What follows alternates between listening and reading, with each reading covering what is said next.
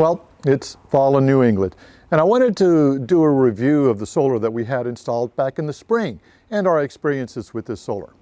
What did we install? Well, we installed 1,200 watts of solar on the roof, 6 100 amp hour batteries, and DC to DC chargers to connect the chassis batteries to the house batteries for charging those house batteries when we travel, and a couple of soft starts on the air conditioners. Stick around, we'll tell you who we chose to install it and our experiences with that install. I'm Steve. I'm Nancy, and together we are living our dream. Our goal, to travel the U.S. and Canada, while spreading the messages taught to us by our pets of keep smiling, be kind, and be happy. Join us on our travels by subscribing to our channel as we continue our great adventure. Now, we started our travels in our Winnebago Travel trailer about 4 or 5 years ago. And very quickly, I knew I wanted to be able to relieve my anxiety of electrical issues. You know, can I plug something in? Will I be able to survive overnight when I'm not plugged in? So we installed a small solar install. We've got some videos on that we can link to in the description. It was 600 watts of solar on the roof of 4 100 amp hour batteries, and it worked out pretty well for that 30 amp travel trailer. But when we moved to the Tiffin motorhome, there were a couple of added complexities. First, we had a residential fridge. So we were going to need an inverter that would, and a power system that would supply the fridge all of the time. We couldn't just run it on propane like we could in the travel trailer. We also had a 50 amp system. And because it's a motorhome, we knew we'd be able to connect the house battery systems with the chassis battery systems and the alternators so that we could charge house batteries when needed and actually use the house batteries to start the chassis when needed. So those were complexities I really didn't want to get into. And we wanted to choose an installer to be able to install it. When I first looked for installers, we called some of the places around Red Bay where a lot of people have their Tiffins worked on, of course, because Tiffin motorhomes are created in Red Bay, and there's a lot of support people in Red Bay who can work on those systems. But when I started calling them asking about solar install and batteries, they all seem to want to use the Magnum inverters and equipment because Magnum is what Tiffin chooses for their OEM electrical inverters and systems. But my experience with the Victron components really led me to want to have those Victron components again. Number one, they really are reliably built for the marine industry, and being able to connect them all together in a monitoring to know exactly how much electricity I'm drawing, how much is coming in from solar, and how much I'm using for any of the devices. So one of my requirements was I needed somebody who was completely versed in the Victron systems and would be able to install those. The other requirement I had was I didn't want a system that was going to be huge and cost an exorbitant amount of money. This still cost a little over $20,000 complete to install. But I just needed enough of a system to relieve that anxiety, to know I could go off grid for a couple of days and not have to worry about plugging in. I have a generator, and the generator could always be used to top off those batteries when needed, but I didn't want to have to run the generator all of the time. When I'm traveling or when I'm sticking around with family and friends, and maybe I only have a 20 amp or 15 amp plug to plug into, I wanted a system that would allow me to supplement that power and keep me up and running without having to worry about what I've turned on and what I turned off. So with those two things in mind, knowing I needed Victron components and pretty much knowing the size of the system that I wanted, I started looking for Victron partners. So I went to the Victron Energy site, looked for partners in the US, and found Boundless Power Systems in Ohio that specialized in installations in RVs. Now, a lot of the Victrons are installed in boats and stuff, and so there were several places along the East Coast here. But Boundless Power, when I called Ian, who's the owner of Boundless Power, and spoke to him about what I really wanted in the system and the questions that I had about the 50 amp system and the DC to DC chargers, he was very knowledgeable, and I could tell very experienced electrician. So I felt completely confident in taking our system there. So we scheduled an install during April. We wanted to wait and get past all those frozen months. And we scheduled the install for April to take our motorhome down. So we took a trip up, to Mount Vernon, Ohio.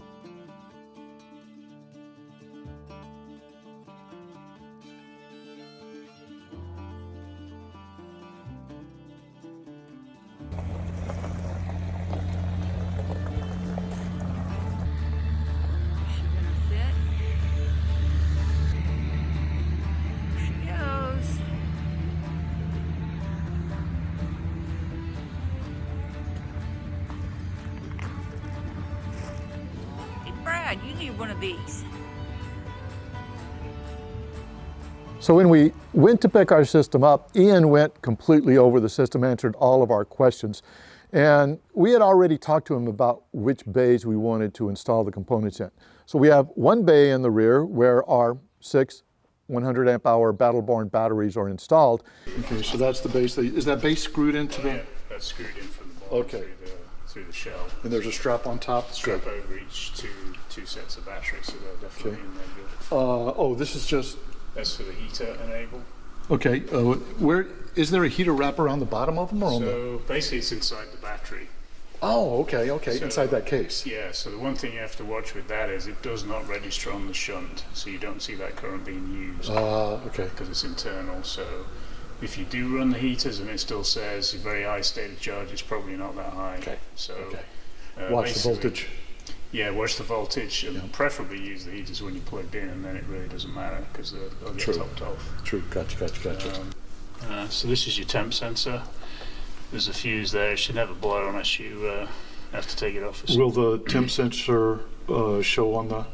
Yes, this monitor? is. Yeah, that shows on the screen and also on Bluetooth. Okay, good. And then that allows the electricity to connect to the other side of the rear bay on the driver's side where all of the electrical components have already been installed. In other words, that's where shore power came in, that's where the transfer switch was. So that's where we chose to install the inverter, as well as the solar charge controller and the bus bars. A bit of a larger solar controller than I got. Okay. Yeah, so this is a 100 amp charge controller that's suitable for the panels you've got. So is one of these a main battery shut-off? Yeah, so this is the top one? That's the main off, so that's everything. That will be your whole house battery of everything. And the bottom one is just solar shut-off? Yeah, just for the PV. Okay. So if you ever have to service this, you can turn that off. That stops the PV coming. Oh, that's where the GX is. Okay. Yeah, that's the servo, so this communicates with the screen, which is obviously on the wall there. Yep. If we do the gen start later, we'll use one of these, I think it's one of these relay ports here. Yep. And we actually pull the wire for the communications. Oh, good. And then what's this fuse? This is the main fuse for the multi. Okay. Yep, So go ahead. That's a 400 amp A&L style fuse, which again you should never blow unless... Yeah, understood. I've had one customer out of probably 100 blow one, actually in service. Oh. They were running 50 amp and pretty much loaded the whole thing up. Oh, wow. And the shore power went down, the multi tried to keep up, and they managed to pop it, but it really should never blow unless you obviously take the wires off and ground it. And then this? This is your solar breaker. Oh, okay. On the battery side. So how does this different from this? Well, so it's just a breaker that'll break. This is the PV side. Oh, okay. So that turns the solar panels off, so you'd have no solar energy coming down. Coming out at all. And then this is the solar going to the batteries? Yes. Okay. Gotcha. That's off the battery side. Ah, gotcha. Yeah. So if you turn this off and you still have light, it would actually still be on. You've got to turn both off for it to Gotcha. That's your shunt, which is Bluetooth. Yep. Obviously negative bus there.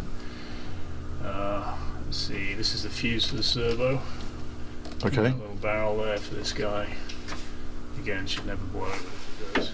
That's your battery heater switch. Oh, okay. Yeah.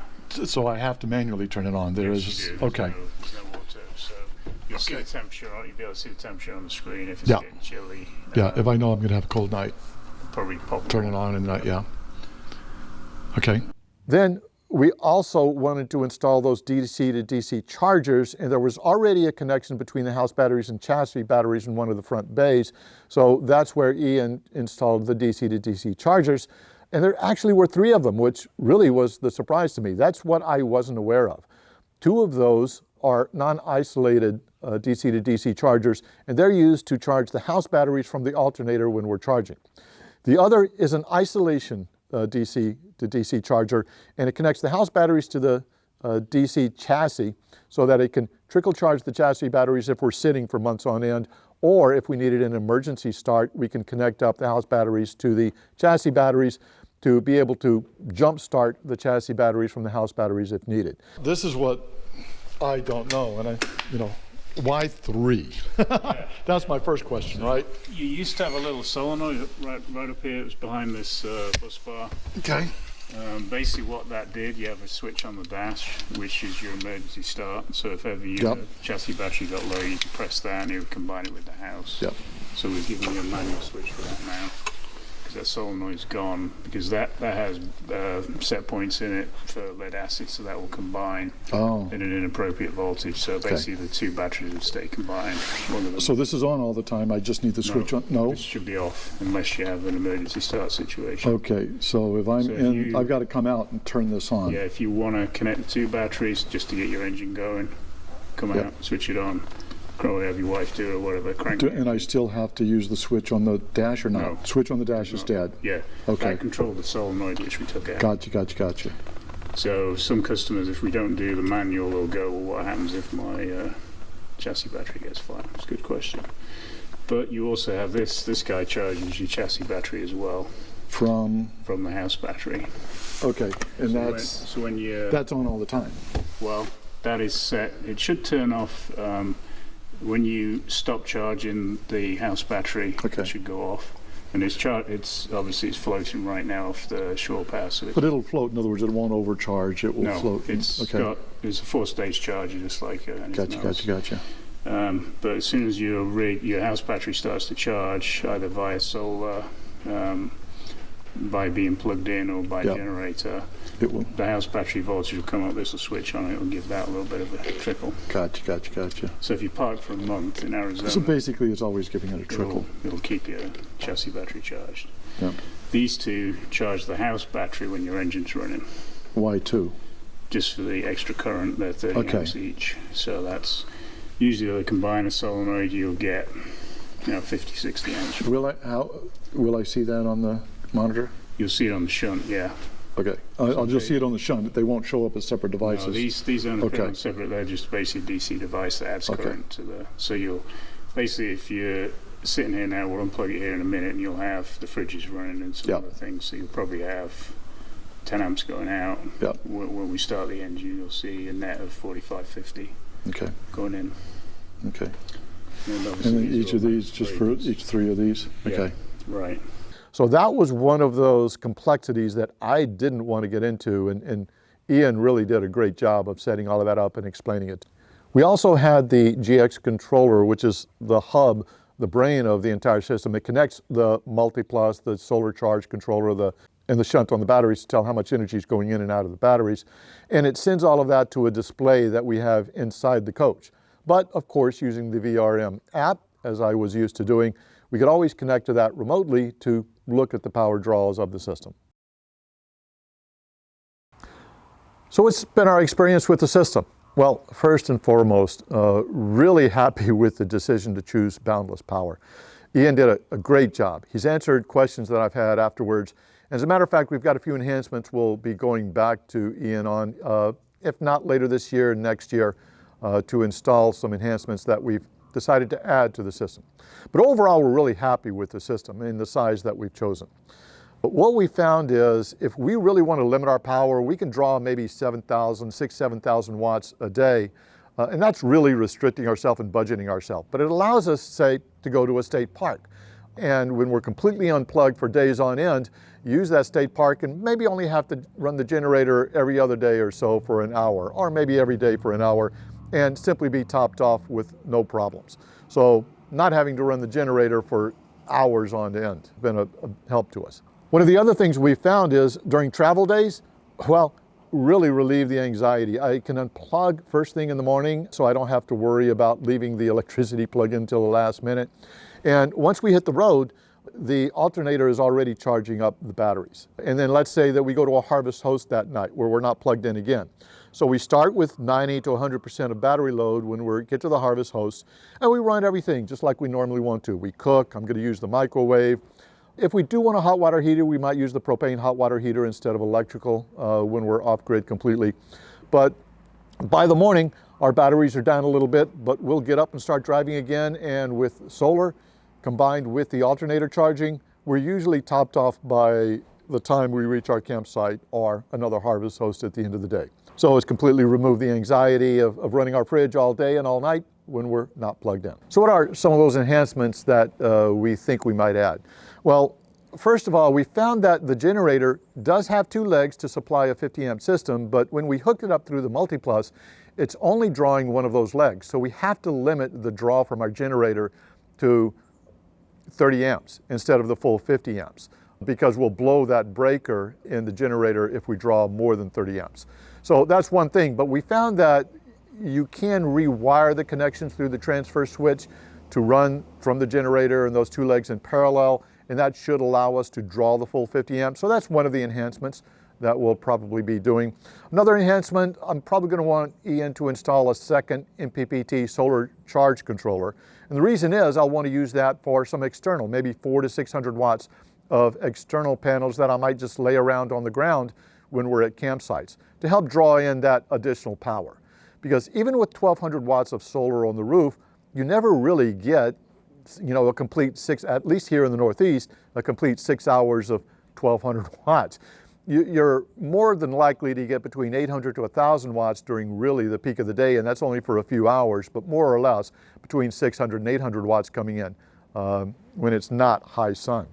So you're not completely getting it. I think the best day we've had is about between 6 and 7 kilowatts of electricity coming in from the solar on the best day up here in the Northeast.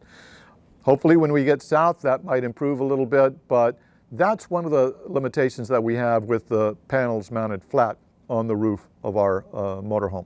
And another enhancement I'm considering, maybe adding a couple of more batteries to bring it up to 800 amp hours, 2 to 4 batteries. I don't know how that would affect the system. I've got to look and see if those will fit in the bay, but that's something that I might also do in the future just to help expand it. So if you're looking at installing your solar in your Tiffin motorhome, well, yeah, you can do it. And it can remove a lot of anxiety, but don't look for it to completely supplement all of your electricity when off-grid. While we don't want to be running our air conditioners all day long, we have installed a couple of soft starts on the air conditioner so that we can run them for an hour, let's say, to cool the rig down on those extremely hot days when we're not plugged in. We'll only be able to run one air conditioner at a time because the MultiPlus is limited to 3,000 watts, but that's okay. We know we're going to want to regulate our energy consumption when we're not plugged in, so just having the MultiPlus with 3,000 watts is fine. Hope you enjoyed this video. And as always, as our pets say, keep smiling and be kind.